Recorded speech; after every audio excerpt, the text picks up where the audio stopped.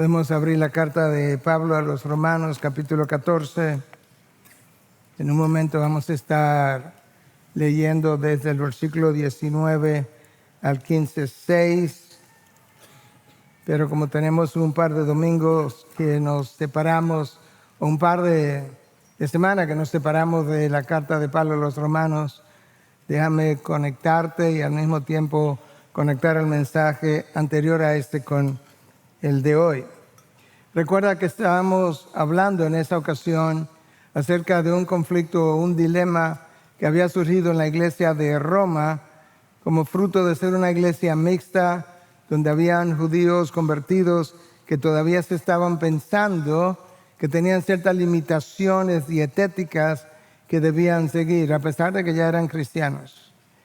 Pero habían otros gentiles que nunca vivieron bajo la ley de Moisés, nunca tuvieron restricciones de ese tipo y que pensaban que tenían toda la libertad para comer de todo. De manera que entre ellos había como una cierta tensión.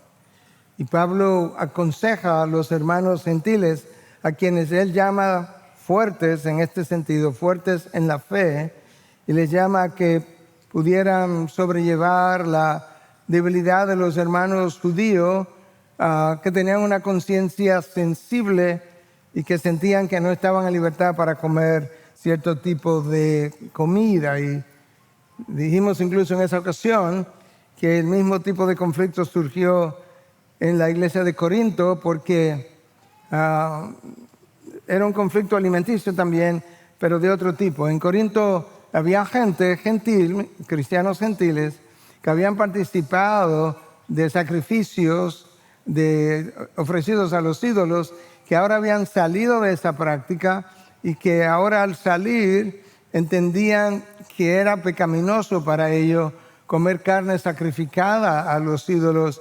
Y los judíos que no habían practicado de tal idolatría entendían que se podían comer tal carne. Y Pablo le está diciendo entonces en Corinto, oye, si tú piensas que te puedes comer la carne, pero está en presencia de un hermano cuya conciencia es débil en ese sentido, y él entiende que no debes comer dicha carne, pues no lo haga tropezar.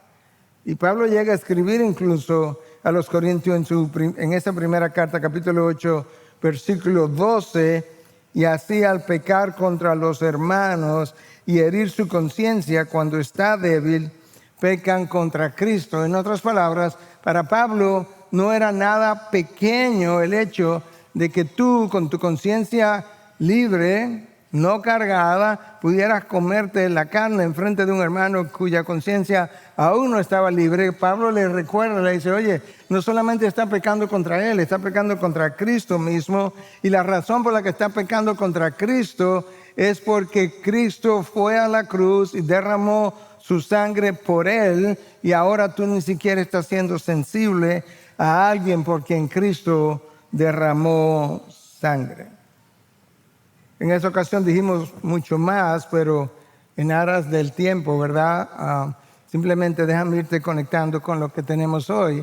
En el texto que vamos a leer, Pablo lo que hace es ampliar el argumento, clarificar un poco más lo que ya él ha dicho.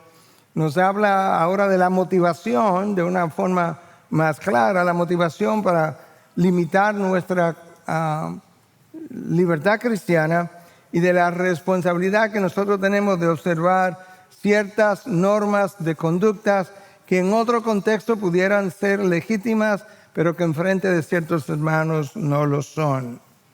Y con eso, ¿verdad?, de contexto, yo quiero invitarte a que leas conmigo Romanos 14, del 19 al 15:6, y hay un par de frases que yo voy a enfatizar a propósito, para que cuando leamos el texto inmediatamente y oiga mi énfasis, pueda saber de qué trata el texto, pueda saber incluso cuál es el tema central del texto. Romanos 14, versículo 19. Así que procuremos lo que contribuye a la paz y a la edificación mutua. Lo que contribuye a la paz y a la edificación mutua. No destruyas la obra de Dios por causa de la comida. En realidad todas las cosas son limpias, pero son malas para el hombre que escandaliza a otro al comer. Es mejor no comer carne, ni beber vino, ni hacer nada en que tu hermano tropiece.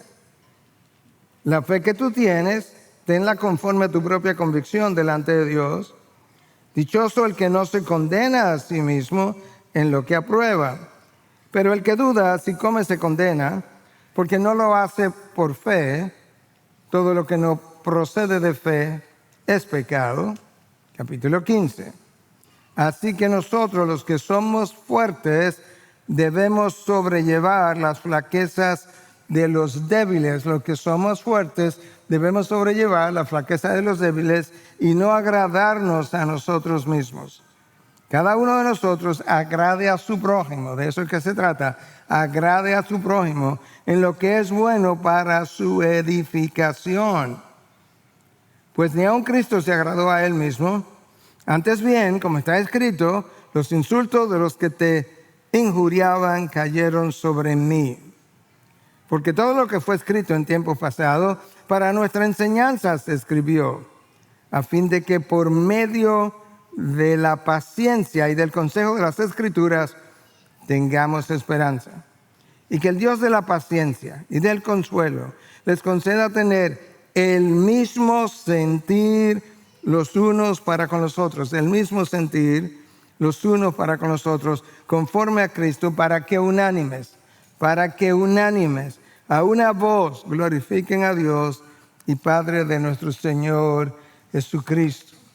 Dado lo que leí y entendí, yo titulé mi mensaje La unidad y la edificación del cuerpo de Cristo es tu responsabilidad.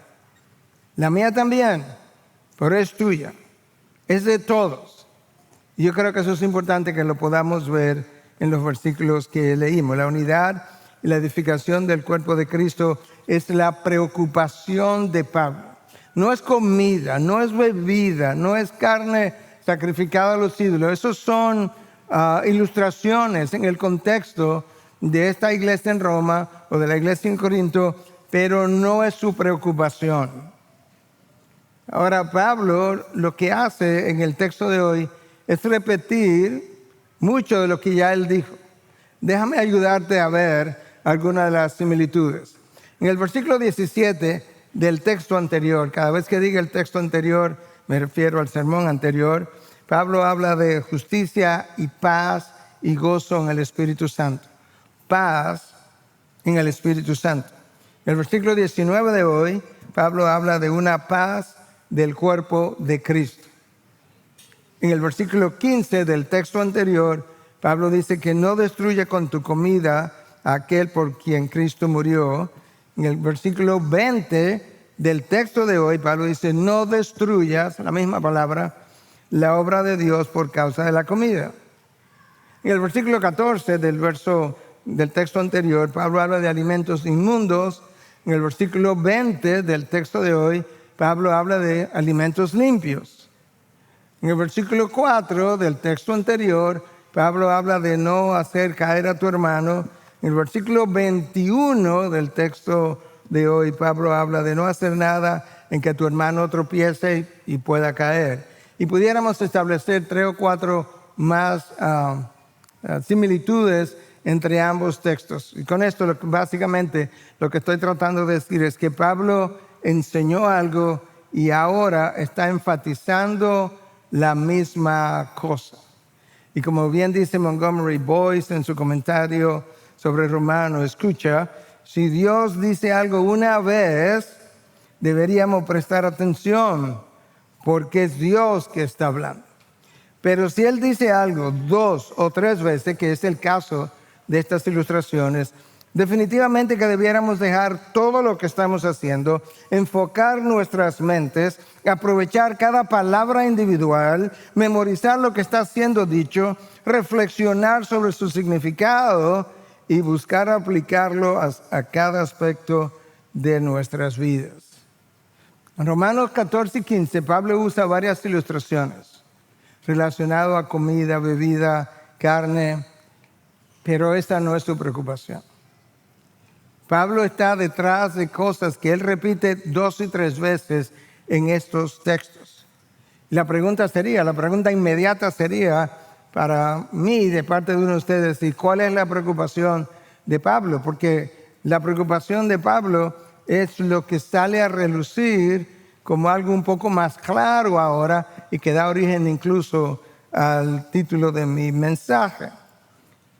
La preocupación está en el versículo 19 del texto de hoy, que es el primero. Así que procuremos lo que contribuye a la paz y a la edificación mutua. Escucha la Nueva Traducción Viviente. Por lo tanto, procuremos que haya armonía en la iglesia y tratemos de edificarnos unos a otros. Eso dio origen, y otros textos más adelante, a mi título en el día de hoy: la unidad y la edificación del cuerpo de Cristo es tu responsabilidad. Pablo está tratando de armonizar a 2 grupos. Un grupo de hermanos quienes tienen una conciencia fuerte, una fe fuerte, como Pablo le llama, más maduros quizás, mejor instruidos, y otros hermanos que tienen una conciencia débil, que tienen una fe débil, a quien él llama justamente de esa manera, débil en la fe, y está llamando a que esos 2 grupos puedan vivir en armonía y puedan incluso edificarse mutuamente, pero de manera particular le pide a aquellos que no tienen esa debilidad de conciencia que puedan ser pacientes, tolerantes en lo que los demás adquieren mayor madurez. Ahora, con eso, déjame decirte algo.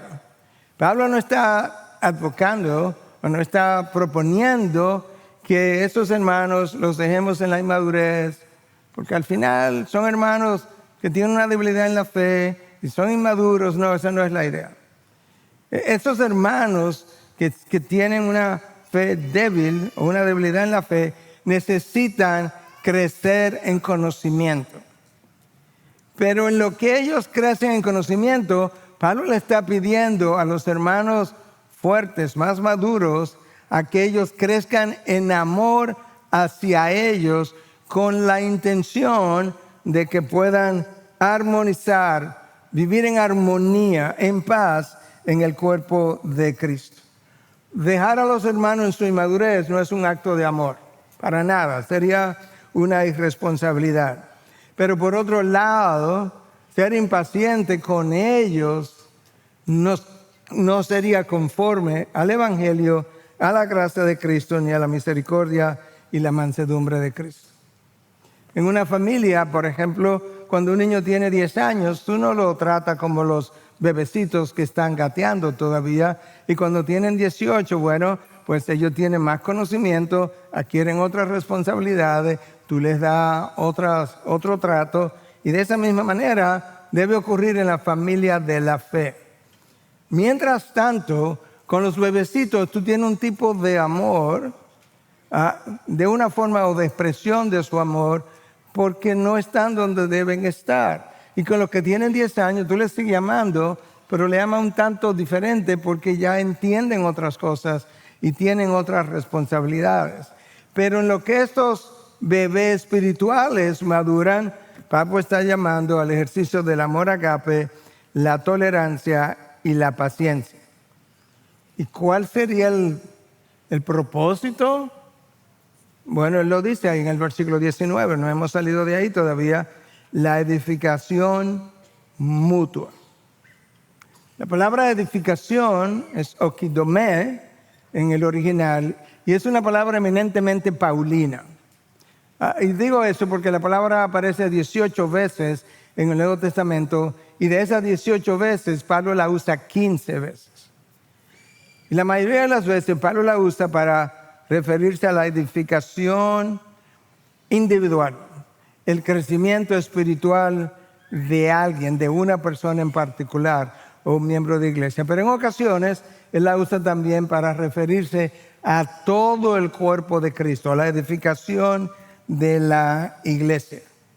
De hecho, déjame ayudarte a verlo haciendo uso de otra carta, La carta de Pablo a los Efesios, llamada la carta de la iglesia, por las muchas instrucciones que hay para la iglesia y la mucha instrucción, no solamente instrucción, perdón, pero la mucha educación para nosotros sobre lo que la iglesia es. En esa carta, Pablo dice en Efesios 4, 11 al 13, escucha.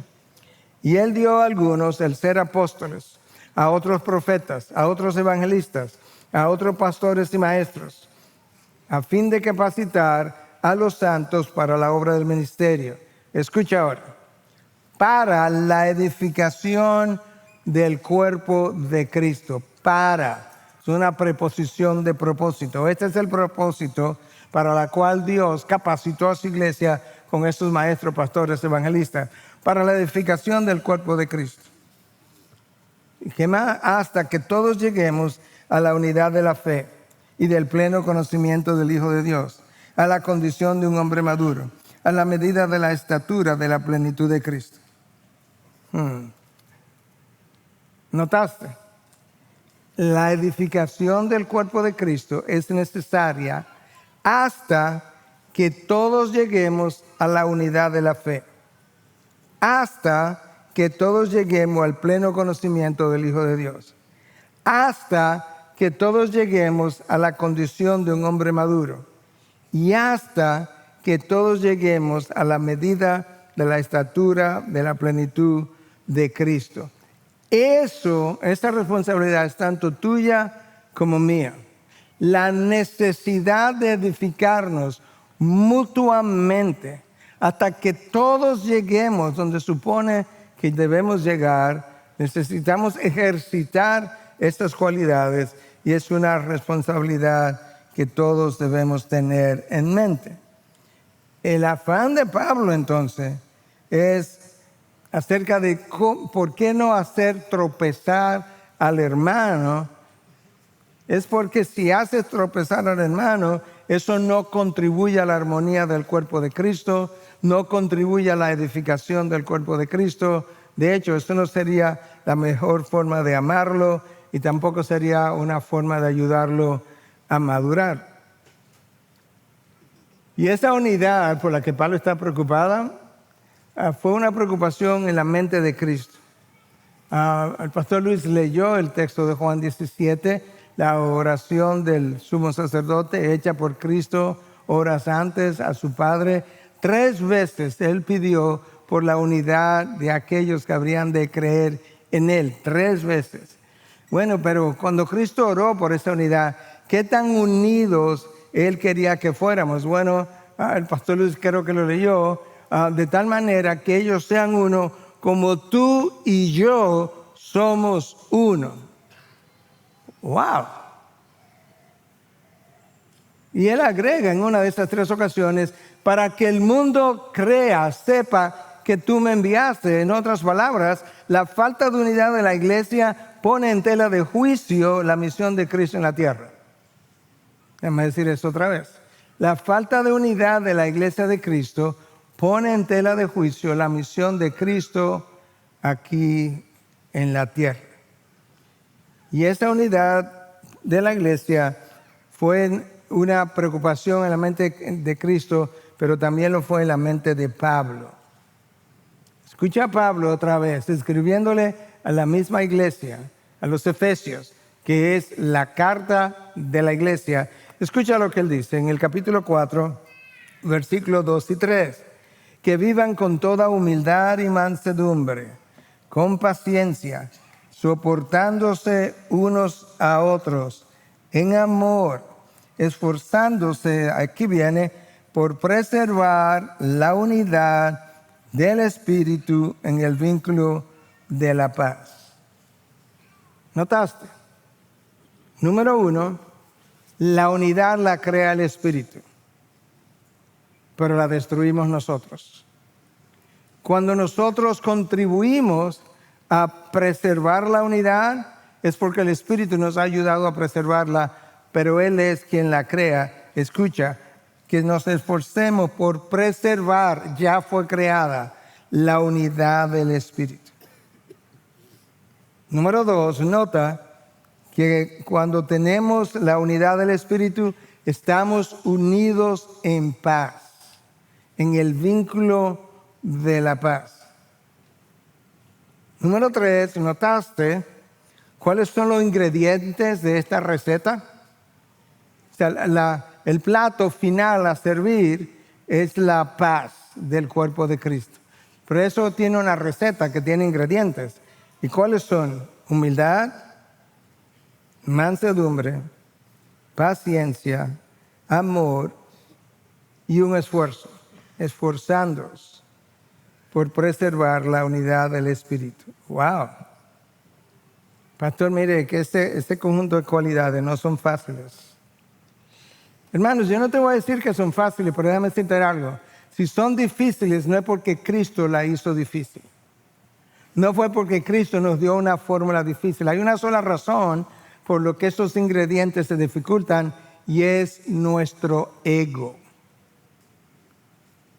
Es el egoísmo de cada uno de nosotros en diferentes grados. Es el egoísmo que se resiste a ser humilde, a ser manso, paciente, soportándose unos a otros. Pastor, pero es que hay gente que no son fáciles. Claro, por eso es que el texto dice que hay que soportarlos. Si fueran fáciles no hay que soportarlos, sería una maravilla. Tiene que soportarlos porque ellos son un instrumento en las manos de Dios cultivando tu amor incondicional que no tienes y cultivando tu paciencia que tampoco tienes y tu tolerancia que tampoco tienes. Wow. La responsabilidad primaria en el cuerpo de Cristo en términos humanos de mantener la unidad del cuerpo es de los más maduros. Lo vamos a ver otra vez en Romanos 15, que llevemos las flaquezas de aquellos que son más débiles. Todas las explicaciones que Pablo da acerca de la comida, de la bebida o de la carne, no es tanto acerca de eso, porque hoy en día nosotros no tenemos ese problema y tenemos la misma necesidad de conservar la iglesia en armonía, en paz, en el vínculo del Espíritu, en el vínculo de la paz. La unidad del Espíritu sería el orden, la unidad del Espíritu en el vínculo de la paz.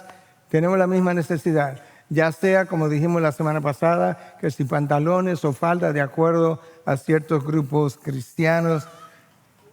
Pero Pablo podría irse al Medio Oriente y hablarles de otra cosa y volver a decir, yo todavía tengo la misma preocupación. ¿Cuál es? La unidad del cuerpo de Cristo. Y básicamente donde estamos en el versículo 19. Escucha otras instrucciones. Versículo 20. No destruyas la obra de Dios por causa de la comida. En el contexto que estamos hablando, la obra de Dios es ese hermano de fe débil o débil en la fe o de conciencia débil. Él fue comprado a precio de sangre. Por tanto, no destruyas la obra de Cristo. No destruya la iglesia de Cristo, la armonía, la unidad de la iglesia. No divida la iglesia, no le hagas daño a la iglesia. Esta es la obra de Dios, no le hagas daño a eso. La obra de Dios es también la santificación del hermano o la madurez progresiva que él va a ir adquiriendo con el paso de los tiempos si nosotros de manera desinteresada estamos contribuyendo a la edificación mutua de tal manera que los más maduros sobrellevan las debilidades de los menos maduros. No es que aprobamos el pecado, no es que celebramos el pecado. No, es en estas otras cosas que pudieran ser de una manera o de la otra, pero que hay un grupo de cristianos que no la entiende exactamente como tú. Próxima instrucción, versículo 20, segunda parte. En realidad, todas las cosas, refiriéndose a las comidas, son limpias, pero son malas para el hombre que escandaliza a otro al comer. No hay alimentos impuros. Si tú estás solo o estás con un grupo de hermanos que creen de la misma manera y quieren comer cualquier cosa, están en libertad de comérsela. Esa libertad no la tienes cuando tienes hermanos que piensan distinto que tú. Entonces, ¿qué hacemos, Pablo, cuando esos hermanos están presentes o nosotros somos invitados a sus casas o nosotros los invitamos a nuestras casas? Versículo 21, próxima instrucción. Es mejor no comer carne, ni beber vino, ni hacer nada, subraya nada, en lo que tu hermano tropieza. Pablo está hablando de comida y bebida. Imagínate cuando hacemos tropezar al hermano en asuntos de pecado. Y Pablo dice, no hagas nada en nada que haga tropezar a tu hermano. Ve la milla extra para que tu hermano no tropiece y caiga. Claro, porque su tropiezo no es la forma de ayudarlo a madurar, como dijimos, y su condenación no es la manera de contribuir a la armonía y a la paz de la iglesia. Próxima instrucción, te la voy a leer de la Nueva Traducción Viviente, porque ya te leí la Nueva Biblia de las Américas, versículo 22. Tal vez crees que no hay nada malo en lo que haces, pero manténlo entre tú y Dios. Benditos son los que no se sienten culpables por hacer algo que han decidido que es correcto.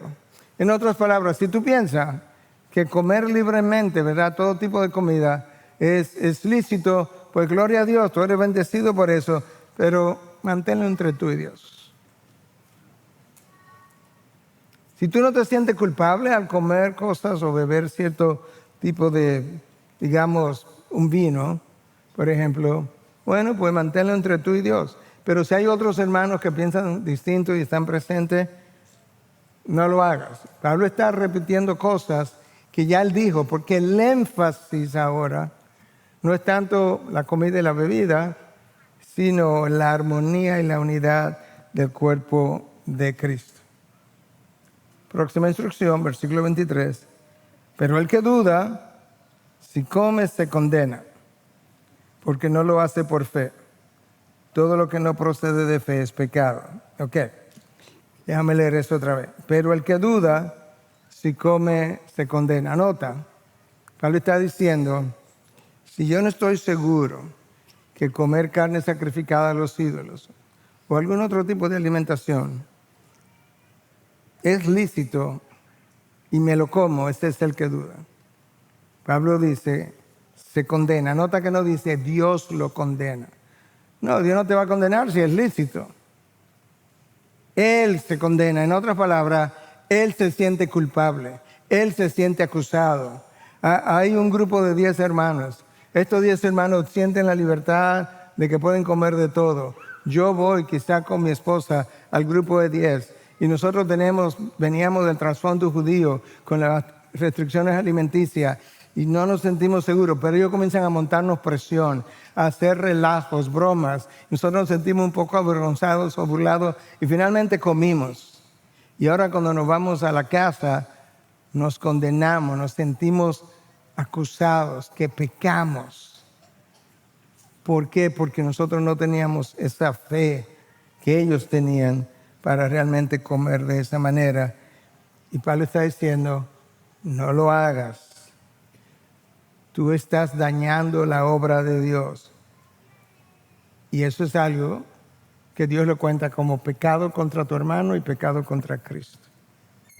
Bueno, mucho de eso, con palabras distintas, Pablo lo dijo en el texto anterior.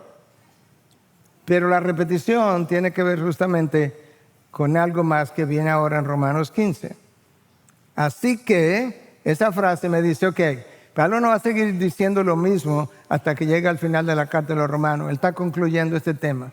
Él lo va a cerrar. Pero antes de cerrarlo, él quiere dejar ciertas conclusiones. Así que nosotros, los que somos fuertes, debemos sobrellevar las flaquezas de los débiles y no agradarnos a nosotros mismos. Ok, conclusión. Habiendo dicho todo lo que hemos dicho, que quede claro ahora que nosotros, los que nos consideramos fuertes, debemos sobrellevar las flaquezas de los débiles porque no debemos agradarnos a nosotros mismos. La fe cristiana no se trata de agradarte a ti mismo. Eso se llama egoísmo. Y tú llevas las flaquezas de otro con mansedumbre, con paciencia. Y Pablo dice, no hagas eso, porque se supone que tú vives para agradar a Cristo. Entonces, las flaquezas de los débiles, el sobrellevar las flaquezas de los más débiles por parte de los más fuertes, de los más maduros, no es algo que Pablo le dice solamente a la iglesia de Roma, es algo de lo cual él escribió a los Gálatas, capítulo 6, versículo 1 y 2. En esa iglesia el problema era otro, era que habían judaizantes, hermanos que querían introducir obras de la ley como la circuncisión, porque eso era necesario todavía para la salvación.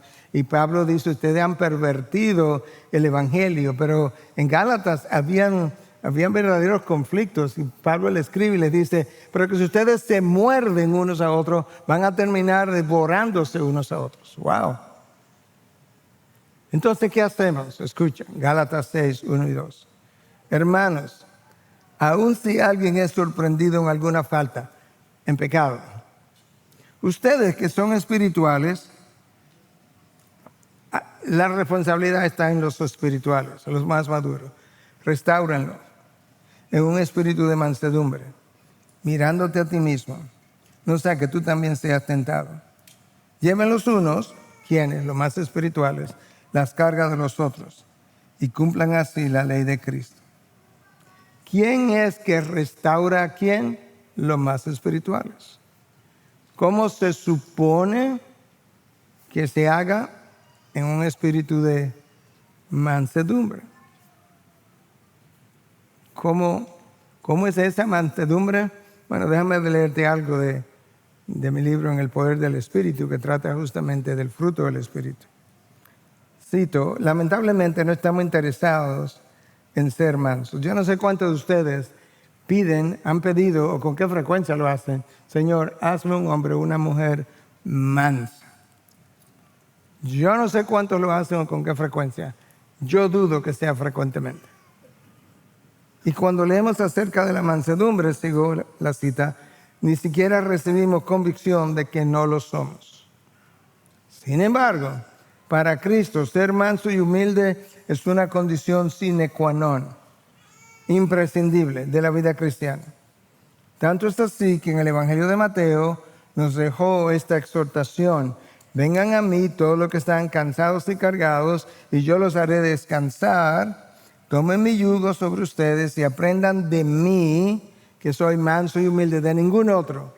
Nadie tiene ni la mansedumbre ni la humildad que se requiere que tú tengas, de manera que apréndela de mí, que soy manso y humilde de corazón, no de acción solamente, de corazón, y hallarán descanso para sus almas. Ese es el resultado de la mansedumbre, descanso para mi alma. Los conflictos internos que llevamos, que me dijo, que no me dijo, que no me invitó, que me invitó, que me pasó por alto, me pasó por encima, que me habló mal, que no me ha pedido perdón. Todo ese berenjenal que llevamos dentro es el fruto de ausencia de humildad y de mansedumbre. En el griego antiguo la palabra se usaba para referirse a un animal que había sido domesticado. Yo creo que hablé de eso en otra ocasión. Tú tienes un potro salvaje, él tiene fortaleza, tiene todos sus bríos, lo domestican, y después de domesticarlo, ¿sabes qué? Él tiene la misma fortaleza, los mismos bríos, pero ahora él los tiene bajo el control de su amo. De esa misma manera, el incrédulo es un poco salvaje antes de venir a Cristo. Y él tiene fuerza de voluntad, y tiene fortaleza, y tiene brío, y todo lo que tú quieras, pero no están bajo control. Se supone entonces que cuando yo vengo a los pies de Cristo, el Espíritu Santo viene a mí, y ahora Él debe, por medio del dominio propio que desarrolla en mí, tener todos mis impulsos bajo control, para complacer a mi amo que es Cristo. Eso es como debe ocurrir. ¿Cómo se supone de nuevo que ocurra la restauración del que es encontrado en una falta? Número 1, en un espíritu de mansedumbre. Número 2, mirándote a ti mismo, no sea que tú también seas tentado.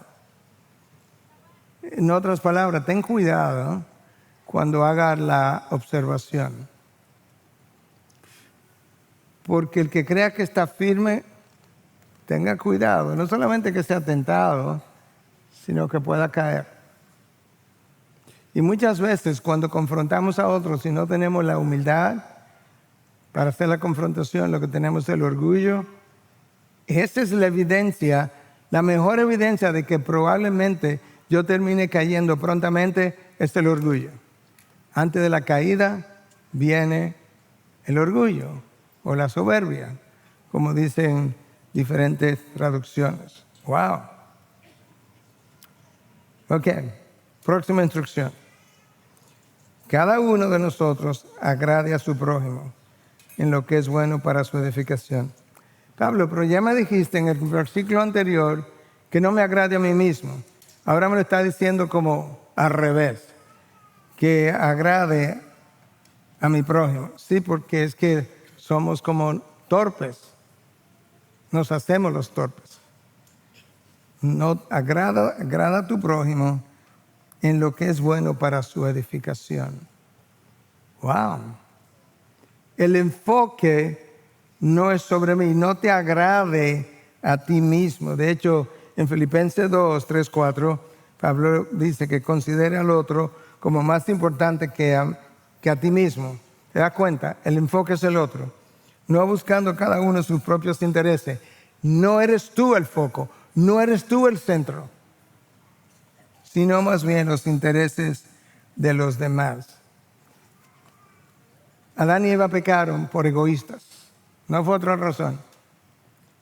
Ellos querían ser como Dios, querían su autonomía y compraron la mentira porque les convenía a ellos personalmente. Y tú y yo pecamos por nuestro egoísmo. Insistimos en nuestra voluntad, en llevar a cabo nuestros deseos, en satisfacer nuestros pecados. Pero ese egoísmo para el cuerpo de Cristo es terrible. El egoísmo es la semilla de la división. El egoísmo impide la convivencia en paz.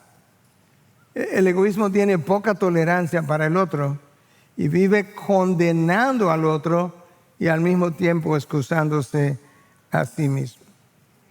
Pablo está tratando de decirnos, esa no es la forma de edificar una iglesia, esa no es la forma de vivir en armonía, esa no es la forma de honrar la cruz, esa no es la forma de que el mundo sepa que Cristo fue enviado por el Padre, porque para que el mundo pueda creer eso, de acuerdo a Cristo, nosotros tenemos que ser uno, como Él y el Padre son uno. Entonces el apóstol Pablo, cuando le escribió a los Corintios, recuerda, en el capítulo 8, él habló de la carne sacrificada a los ídolos. En el capítulo 9, él está haciendo exactamente lo mismo que hizo aquí en Romanos. Él entonces comienza a decirle, hey, no se trata de mí, se trata de los demás. Y le dice, en el capítulo 9 de 1 Corintios, 19 al 22, escucha en la versión Nueva Traducción Viviente, a pesar de que soy un hombre libre y sin amo, me he hecho esclavo de todos para llevar a muchos a Cristo. Cuando estaba con los judíos, vivía como un judío para llevar a los judíos a Cristo. Cuando estaba con los que siguen la ley judía, yo también vivía bajo la ley. A pesar de que no estoy sujeto a la ley, me sujetaba a ella para llevar a Cristo a los que están bajo la ley. Cuando estoy con los gentiles, quienes no siguen la ley judía, yo también vivo independiente de esa ley para poder llevarlos a Cristo, pero no ignoro la ley de Dios, obedezco la ley de Cristo. Déjame pararme ahí un momento. Pablo nos dice a nosotros, y le dice a los Gálatas, que nosotros no estamos bajo la ley de Moisés. Y es verdad, pero él dice, pero no es que estamos en ley tampoco, nosotros estamos bajo la ley de Cristo. Entonces, ¿cuál es la ley de Cristo? Bueno, teológicamente lo que más sentido tiene es que la ley de Cristo es esos 2 mandamientos en los que Él resumió toda la ley. Ama a Dios con toda tu alma, toda tu mente, todo tu corazón, toda tu fuerza, y al prójimo como a ti mismo. En esos 2 mandamientos se resumen toda la ley y los profetas. Esa es la ley de Cristo. Bueno, si es así, Pablo la está cumpliendo. Cuando estoy con los que son débiles, me hago débil con ellos, porque deseo llevar a los débiles a Cristo. Sí, con todos trato de encontrar algo que tengamos en común y hago todo lo posible para salvar a algunos. Pablo no está, con esto no está diciendo yo rebajé el estándar. No, el estándar no se rebaja. Pablo no está diciendo, bueno, yo a los débiles me hice débil, con los judíos me hice como judío para ganar su aprobación. No, Pablo dice a los Gálatas en 1:10 que si él busca la aprobación de los hombres, ya no es ni siquiera siervo de Cristo. Lo que Pablo está diciendo es, en diferentes contextos, yo limité mi libertad cristiana con una sola intención, llevar a alguno de ellos a Cristo. Eso era todo. Lo hice con los judíos, con los gentiles, lo hice con cada grupo con lo que yo estaba, con los que estaban bajo la ley, con los que estaban sin ley. Limité mi libertad cristiana para no hacer caer a nadie. Imagínate si hacemos caer a otro con nuestro pecado. Versículo 3 de Romanos 15. Pues ni aun Cristo se agradó a él mismo. Esa es la razón por la que me estoy haciendo. No estoy tratando de agradarme a mí mismo, sino que estoy tratando de agradar al otro, tratando de llevarlo a Cristo. Es esta que está en el versículo 3. Pues ni aun Cristo se agradó a él mismo. Si ni Cristo se agradó a sí mismo, ¿qué clase de narcisista sería yo tratando de agradarme a mí mismo? Antes bien, como está escrito, quote, cita, los insultos de los que te injuriaban cayeron sobre mí. Eso es una cita del Salmo 69:9, son las palabras de David en un momento dado, donde dice que los insultos de los que injuriaban a Dios cayeron sobre él, pero era un salmo profético apuntando a Cristo, sobre quien caerían los insultos también. Entonces, si Cristo no se agradó a sí mismo, Pablo dice, yo menos. Próxima instrucción, versículo 4 de Romanos 15, porque todo lo que fue escrito en tiempos pasados, o sea, Antiguo Testamento, para nuestra enseñanza se escribió, a fin de que por medio de la paciencia y del consuelo de las Escrituras tengamos esperanza. En otras palabras, nosotros no estamos bajo la ley del Antiguo Testamento. Eso no quiere decir que el Antiguo Testamento no tenga muchas cosas que enseñarnos. Y Pablo dice, ¿qué cosas? Por medio de la paciencia y del consuelo de las Escrituras, eso es el Antiguo Testamento, que tengamos entonces esperanza. Entonces, ¿cómo el Antiguo Testamento me ayuda a mí a desarrollar paciencia? Bueno, piensa por un momento. Dios, mejor dicho, la vida del hombre no se rige por el calendario humano. Se rige por la cronología de Dios. Y Dios nunca anda deprisa. Entre el Génesis y el Éxodo hay 400 años. Una página. Entre el Antiguo Testamento y el Nuevo Testamento hay 400 años más. Dios va despacio. Por un lado. Por otro lado, Dios muestra a lo largo del Antiguo Testamento una cronología tal que tú tienes un grupo de gente que a quienes se anunció la venida del Mesías, estaban ansiosos esperando el Mesías y se murieron sin ver el Mesías. Wow. Entonces el Antiguo Testamento, si considera a esa gente, verdaderamente que nos ayuda a desarrollar la paciencia.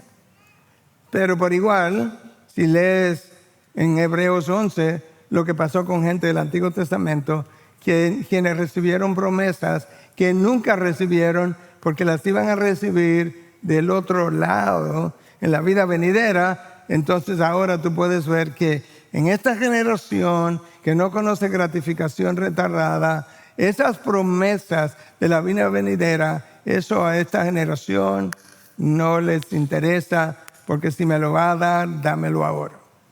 Dámelo mío, ahora. Bueno, si tú quieres lo puedes tener ahora, lo que no va a tener después son las promesas del otro reino. Entonces el Antiguo Testamento nos puede ayudar a desarrollar esa paciencia, nos puede ayudar a desarrollar esa otra perspectiva y tener entonces esperanza, que es lo que Pablo dice en este versículo 4. Escucha ahora cómo él amplía la idea. Y que el Dios de la paciencia y del consuelo les conceda tener el mismo sentir los unos para con los otros conforme a Cristo. Me pararé. ¿Te das cuenta cuál es la preocupación de Pablo? Que tengan el mismo sentir los unos para con los otros. Wow. ¿Quién es que nos está guiando? El Dios de la paciencia. ¿Qué es la paciencia de Dios? Bueno, vuelvo y cito, en este caso del libro Yo Soy. Cuando hablamos de la paciencia de Dios, nos referimos a la disposición del corazón de Dios, que odiando el pecado, puede esperar por mucho tiempo el arrepentimiento del hombre. En los días de Noé, Dios esperó por 120 años el arrepentimiento de un pueblo que vivía sumergido en corrupción. 120 años. Cuando el texto anterior nos dice que el hombre hacía solamente de continuo, solamente el mal. ¡Wow! Después que el reino de Israel se dividió, al reino del norte, Dios le dio 200 años advirtiéndole por profeta, arrepiéntanse. Bueno, como no se arrepintieron, al exilio, a Siria. Al reino del sur le dio 125 años más. Ese es el Dios de la paciencia. Es la inclinación bondadosa de su corazón al ver la pobreza espiritual del pecador. Wow. Pastor, sí, pero eso es Dios. Sí. El problema es que Efesios 5:1 me dice, Pablo me dice que seamos imitadores de Dios. Oh, wow. O sea que yo necesito tener cierto grado de paciencia y tengo que tener cierta inclinación a restringir mis formas condenatorias esperando el arrepentimiento del hermano. ¿Y cuál es la razón? Bueno, porque debiéramos tener, de acuerdo al versículo 5 que ya leímos, el mismo sentir los unos para con los otros. Esa frase de el mismo sentir de unos con otros, eso no aparece solamente en Romanos. Aparece 6 veces en el Nuevo Testamento. Aparece en Romanos 12:16, que ya vimos. Aparece en el texto de hoy, Romanos 15:5. Aparece en 1 Corintios 1:10, en 2 Corintios 13:11, en Filipenses 2:2 y en 1 Pedro 3:8. Que seamos de un mismo sentir. Todo el afán de Pablo con comida, bebida, carne sacrificada a los ídolos, tenía que ver solamente con eso. Que la iglesia esté en armonía, que esté en paz, que preserve la unidad del espíritu, que sean de un mismo sentir uno con otro. Lo demás eran ilustraciones. Y luego en el versículo 6 y final del texto de hoy, Pablo dice, para que unánimes, a una voz, glorifiquen al Dios y Padre de nuestro Señor Jesucristo. ¡Wow! Unánimes. Cuando tú lees el libro de los Hechos, en 1:14, habla de que la iglesia los miembros estaban unánimes. Tú llegas al capítulo 2:40, dice que estaban unánimes. Tú vas a la carta a los Filipenses en 1:27 y se nos llama a luchar unánimes. La unanimidad del cuerpo de Cristo, la unidad del cuerpo de Cristo no es algo pequeño. Las divisiones de las iglesias no es algo que Dios considera pequeño. De hecho, en el Nuevo Testamento Pablo le dice a Timoteo, al hombre que causa división, tú lo reprendes una vez y después la segunda deséchalo. No pierdas más tiempo. No es pequeño. Está destruyendo la obra de Dios.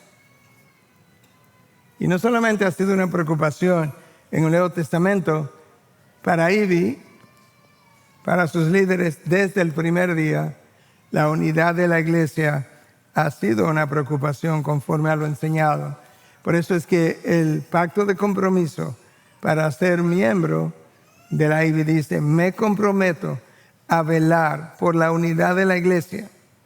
Esto implica aceptar, amar y perdonar al hermano cuando sea necesario, de la misma forma que Cristo me ha aceptado, amado y perdonado.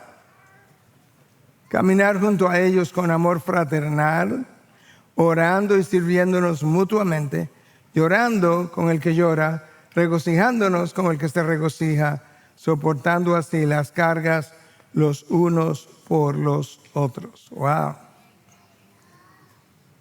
¿Cuál es la razón para estar en unanimidad?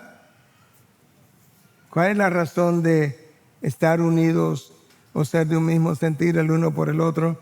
Bueno, aquí dice el versículo 15:6, para que glorifiquen a Dios. Déjame cerrar. Hermanos, divididos, tú y yo no podemos glorificar a Dios. Divididos no podemos vivir en paz y en armonía. Divididos no podemos edificarnos unos a otros. Todas estas cosas vimos que eran responsabilidad nuestra, pero divididos no la podemos hacer. Nosotros no podemos edificarnos unos a otros, no podemos sobrellevar las cargas de los unos, de los más débiles, si estamos divididos.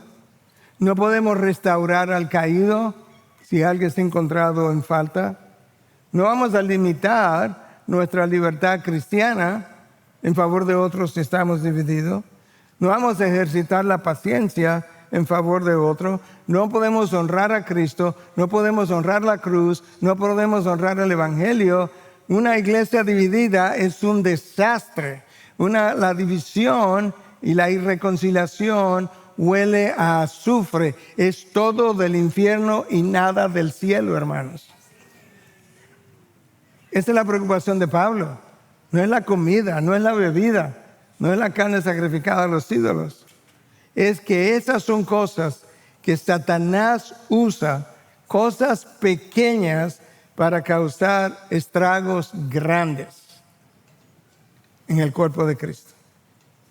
Iglesias se han dividido por cosas que, si te cuento, tú no lo creerías.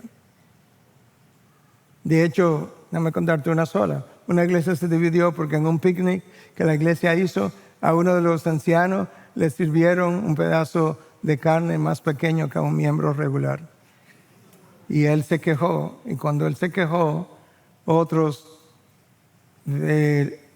familiares, amigos del miembro regular, ripostaron, vamos a decir, se quejaron para atrás, y gente allegada al anciano se quejó para atrás. Y ¿sabes qué? Al final de varias semanas de discusión, la iglesia se dividió en dos. Por un hamburger. Y Satanás por ilustrarlo allá arriba, yo creo que Satanás pudiera decirle a cualquiera de los hijos de Dios, o insinuarle, o inducirlo a que comience una división. Y después que la división comienza, ¿sabe lo que él puede hacer? Yo me voy y ustedes la terminan. Ya eso es suficiente. Y esa es la razón por la que tú y yo necesitamos mansedumbre, paciencia, tolerancia, humildad y un esfuerzo para soportar a otros y para poder preservar la unidad del Espíritu en el vínculo de la paz. Padre, gracias.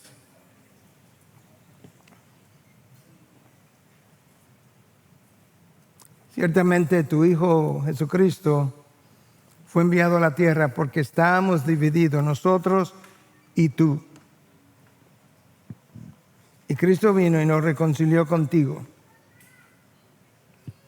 Selló la división, cerró el abismo.